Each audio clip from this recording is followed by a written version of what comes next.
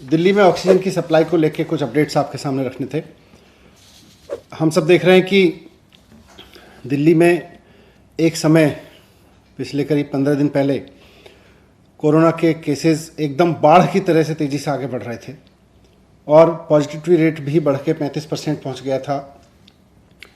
80,000 से लेके 1 लाख टेस्ट रोज़ हो रहे थे और उसमें लगभग 27,000 तक मरीज़ आए हैं। 27-28,000 तक पेशेंट्स की संख्या रही है दिल्ली में, वो भी अब घट के नीचे आ गई है।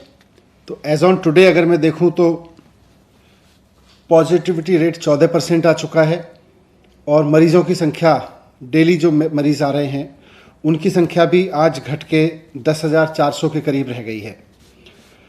तो केसेस तेज़ी से कम हुए हैं। जितनी तेज़ी से केसेस बढ़े थे उतनी तेज़ी से दिल्ली में ऑक्सीजन की डिमांड भी बढ़ी थी, ऑक्सीजन की ज़रूरत भी बढ़ी थी। और अब जबकि केसेस तेज़ी से नीचे आए हैं तो अस्पतालों में बेड्स भी खाली हुए हैं और ऑक्सीजन की डिमांड में भी कमी आई है। जब ऑक्सीजन की बहुत ज़्यादा ज़रूरत थी तो हमने कैलकुलेशन करके देखा था कि उस समय के हिसाब से हमको 700 मीट्रिक टन ऑक्सीजन की ज़रूरत थी। Number of patients, number of cases in hospitals, bed occupancy, इन सबको कैलकुलेट करते हुए हमें 700 मीट्रिक टन की ज़रूरत थी।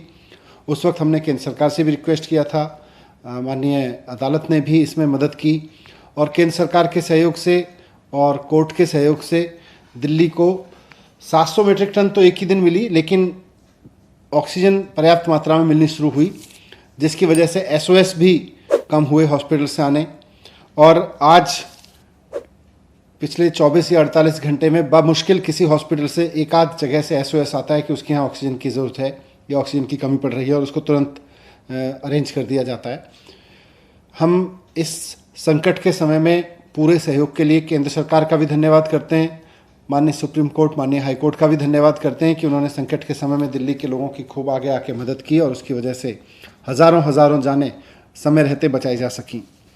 आज हमने फिर से सारी चीज़ों को कैलकुलेट किया है और हमने ये देखा है कि दिल्ली में बेड ऑक्यूपेंसी और मौजूदा केसेस को देखते हुए, मौजूदा एडमिटेड पेशेंट्स को देखते हुए दिल्ली में ऑक्सीजन की ज़रूरत अब 582 मीट्रिक टन रह गई है।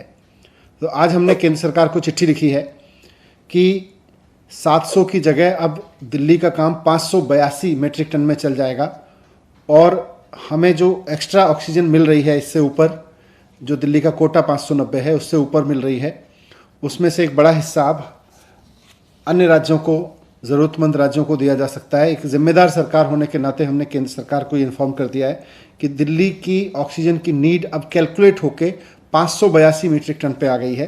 तो जो ऑक्सीजन की ज़रूरत अन्य राज्यों को है उनको भी इसमें से बाकी ऑक्सीजन दी जा सकती है। Thank you. सर, मेरा एक सवाल होगा, जिस तरह से वैक्सीन की कमी जो दिल्ली में हो रही है उसको लेकर आप क्या बोलेंगे?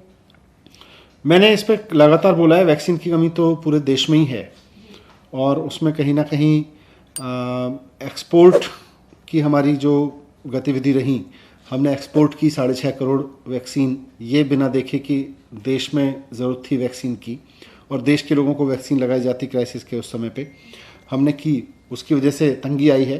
पर मुझे उम्मीद है कि केंद्र सरकार देश की कंपनियों के साथ मिलके इसके प्रोडक्शन को भी मैनीफोल्ड बढ़ाने के लिए कुछ कदम उठाएगी और साथ साथ जो विदेशों में जिनकी वैक्सीन अप्रूव की है उसको भी करेगी। बाकी लेटेस्ट अपडेट हम देते रहते हैं उस पर। सर, बीजेपी पार्टी वहीं पे दिल्ली गवर्नमेंट को एक्यूज की है वैक्सीन पॉलिटिक्स के ऊपर, उस पर क्या कहेंगे सर आप? वैक्सीन पॉलिटिक्स हो या ना हो, लेकिन वैक्सीन की शॉर्टेज है और उस शॉर्टेज की जिम्मेदारी लेनी चाहिए कि अगर एक्सपोर्ट रोक दिया होता तो वैक्सीन शॉर्टेज नहीं होती। सर, मेरा आखिरी सवाल होगा, जो कोविड से जो ऑर्गन्स है उसके लिए क्या प्लान किया गया है? दिल्ली गवर्नमेंट ने क्या प्लान किया है सर उसके लिए?